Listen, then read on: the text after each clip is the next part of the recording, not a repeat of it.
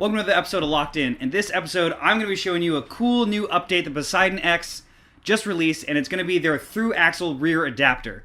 Now this frame or complete bike comes as a quick release front and rear cyclocross adventure gravel machine, but they were really smart in thinking through this bike in my opinion, and they have released a rear axle conversion. So you convert the quick release 135 rear axle to a 12mm 142 through axle setup with just a derailleur hanger replacement for the non-drive side and the drive side. Now at the time that I'm shooting this, I have no idea what the cost of this is going to be. I actually talked with the Poseidon and they sent that out to me for the mini bike build series that you guys are going to be seeing coming up soon. I'm going to be doing this actual conversion today on my buddy Mario's bike you've seen in the vlogs.